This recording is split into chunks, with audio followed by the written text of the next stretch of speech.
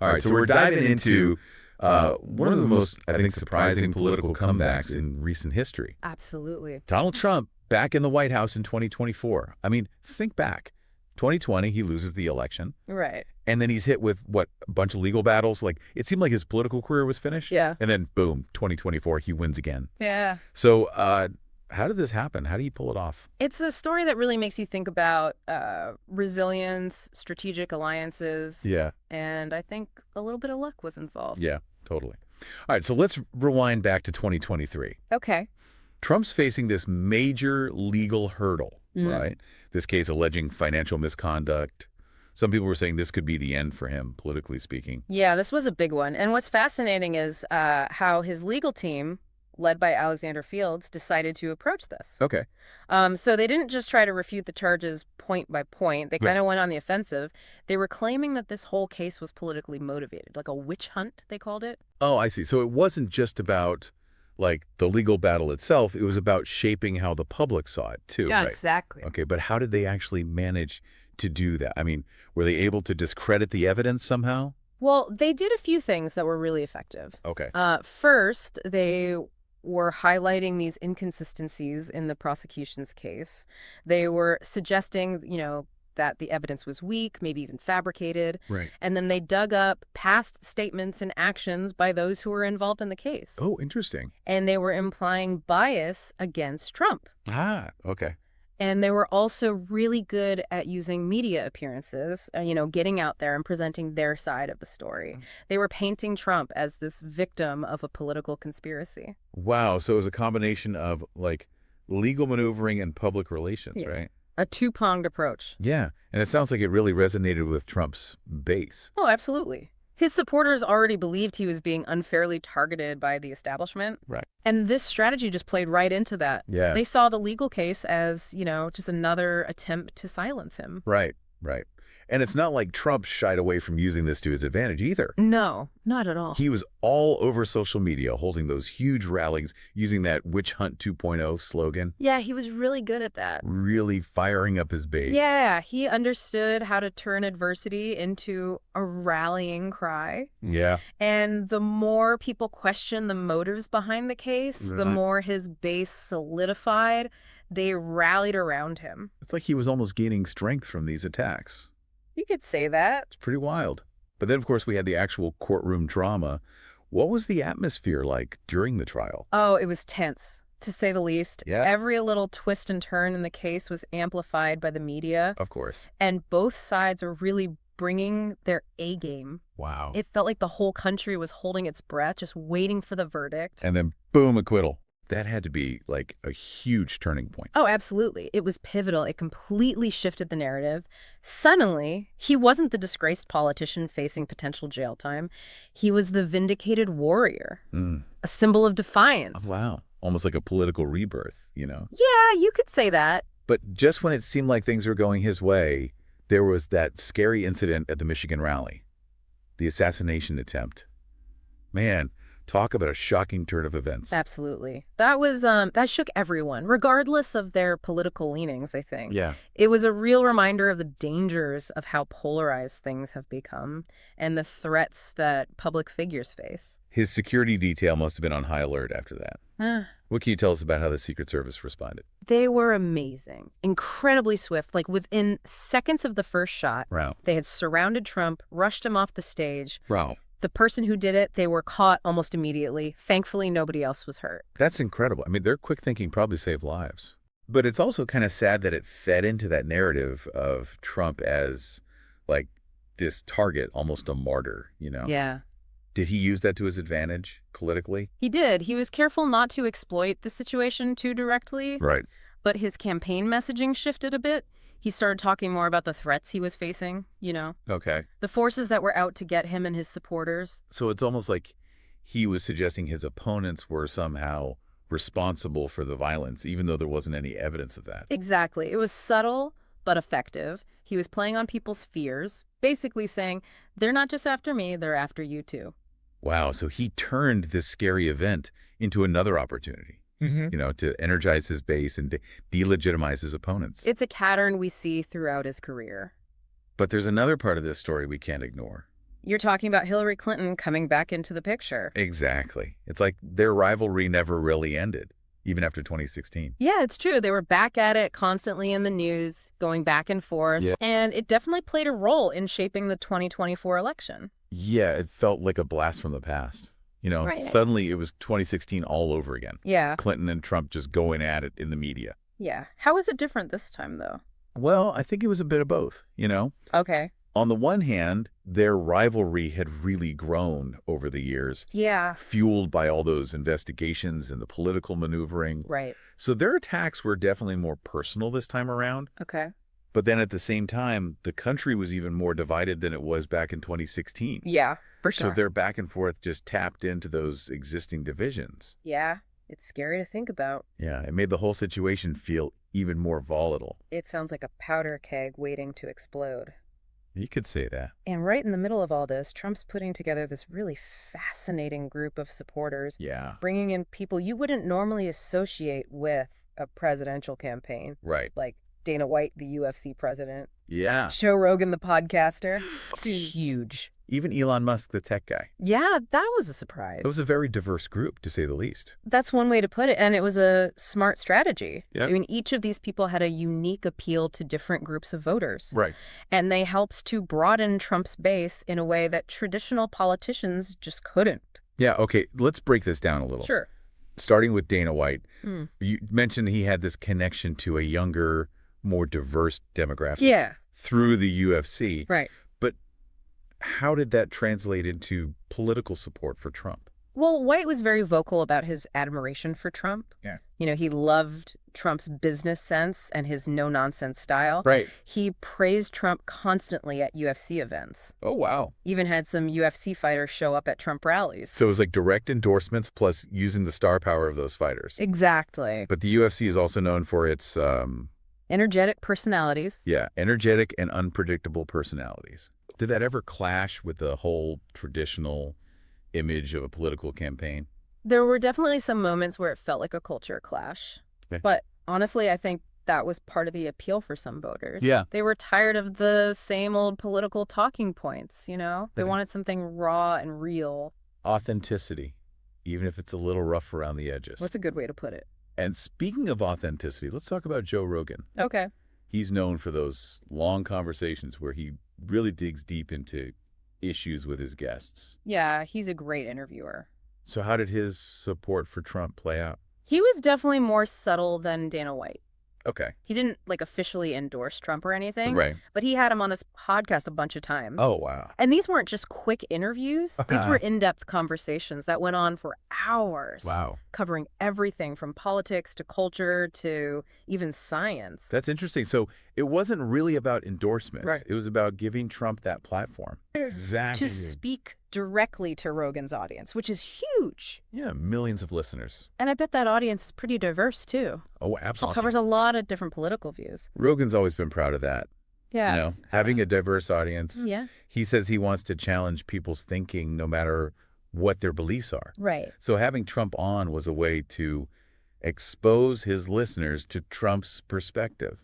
Yeah, let them make up their own minds. Exactly. It was a risky move, though, for sure. Oh, definitely. I mean, Rogan got a lot of criticism, Right. right? Some people thought he was giving Trump too much airtime. Yeah, they thought he was normalizing Trump's views. But it also let Trump bypass the traditional media, Yeah. connect with people who might not have heard his message otherwise. Yeah, it's true. And it played into that whole anti-establishment feeling that was so strong back then. For sure, people felt like the mainstream media was biased against Trump. Right. So they liked that Rogan was willing to give him a fair hearing. It makes you wonder how much influence Rogan really had on the election. Yeah. It's hard to say for sure. I mean, millions of people listen to his podcast every week. It's a huge platform. And then there's Elon Musk. Yeah, the tech billionaire. He's a whole different kind of supporter, isn't he? Oh, yeah, definitely. Musk has always been outside the traditional political world. Right. He's all about innovation and technology pushing the boundaries. Exactly. So him supporting Trump was a head scratcher for a lot of people. Yeah, I remember thinking, what do they even have in common? It's not an obvious pairing, Musk is all about clean energy and space travel, and Trump is, well, Trump. Right. But if you look closer, there are some areas where their views align. Okay. Musk is really big on deregulation, Okay. less government interference in business. Right. And Trump's economic policies, particularly the tax cuts and deregulation, really resonated with Musk. So it was more about shared economic ideas than anything else. Yeah, I think that's the cue. But it's still kind of wild that someone like Musk, who's seen as this forward-thinking innovator, right, would support someone as polarizing as Trump. Yeah, it just goes to show you how complex political alliances can be. Yeah, for sure. People can agree on some things and totally disagree on others. And it shows how Trump was able to connect with a really diverse range of people. Yeah. From UFC fans to tech entrepreneurs to people who felt left behind by the system. Absolutely. It was an unusual coalition. Sure. But it worked for him. Yeah, no doubt about that. But while all this was happening here in the U.S., yeah, there was a whole other side to this story unfolding on the world stage, right? Right. The Russia situation. Exactly. Trump's relationship with Putin. That continued to be a major talking point throughout the 2024 campaign. It was a tough balancing act for Trump, wasn't it? Oh, absolutely. On one hand, he had to be tough on Russia. Yeah, especially with what was happening in Ukraine. Right. And in other parts of the world. It was a delicate situation. But he also didn't want to totally push Putin away. Right. Or escalate things to the point of conflict. It was a tightrope walk for sure. And it didn't help that he had praised Putin so much in the past. Yeah, those past comments definitely came back to bite him. His opponents were saying he was too close to Putin. Yeah. Maybe even compromised by him. That was a serious accusation. How did Trump respond to all that? He called it pragmatic diplomacy. Okay. He said it was better to talk with Putin, even if it made some people uncomfortable, Right. than to risk a major conflict. Right. He also pointed to the sanctions he'd imposed on Russia Okay. and the military aid he'd sent to Ukraine as proof that he was being tough on Putin's aggression. So he was trying to find that balance between diplomacy and deterrence. Exactly. But did he actually say how he would handle Putin in the second term?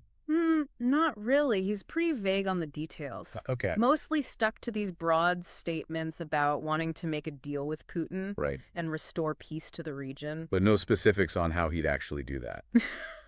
Not really. Sounds like he was trying to appeal to both sides. Yeah. The people who wanted a strong leader who wouldn't back down from Putin. Right.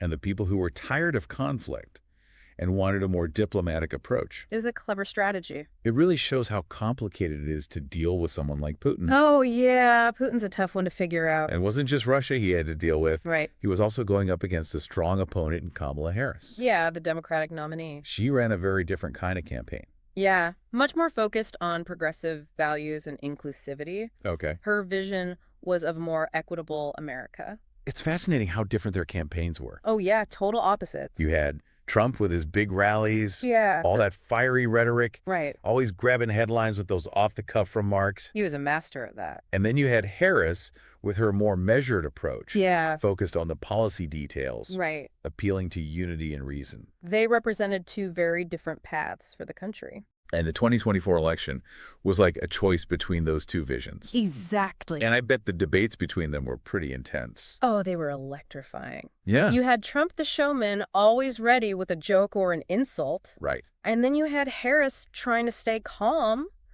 but also defending her positions. That must have been fascinating to watch them go head to head. It was political theater at its finest. Did either of them land any knockout punches? Well, there were a few key moments. Okay. In one debate, Harris really challenged Trump on his healthcare record. Okay. She pointed out that his policies had caused millions of Americans to lose their health insurance. Yeah, that's a big one. It was a powerful attack, and it seemed to throw Trump off balance a bit. Healthcare is always a sensitive topic. Well, yeah, it's something that affects people very personally. Right. And Harris was able to connect with voters on that emotional level, Yeah. reminding them of the real-world impact of Trump's policies. But I'm sure Trump had his moments too. Oh, he did. He's good at turning things around. Yeah. In another debate, he dodged a question about his tax returns Okay. and pivoted to talking about immigration. Which was a strong issue for him. Oh, yeah, it fired up his days. So it was back and forth. Yeah, a real slugfest. Both of them trying to score points and win over those undecided voters. And the whole world was watching. As we head into the final stretch of this deep dive, it's crazy to see how close the race was. Oh, yeah, it was down to the wire. With two such different candidates and visions for the country, It felt like the 2024 election could have gone either way. It really did. The polls were neck and neck right up until Election Day. Yeah. You could feel the tension everywhere. It seemed like the whole country was holding its breath. And as the results started trickling in on November 5th, 2024, it was a roller coaster. Oh, absolutely. Every state that got called felt like a huge deal. Yeah. And with so many close races, it took days for a winner to come out on top. And in the end, against all the predictions, it was Donald Trump who won. It was a stunning outcome. A lot of people didn't see that coming.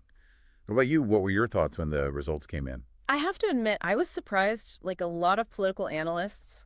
I think I underestimated how much support Trump still had. Right. And how effective his campaign strategy was. It makes you think about how polls aren't always accurate. Yeah. And how hard it is to predict how people will vote, especially when things are so polarized. Absolutely. But let's talk about what happened after the election.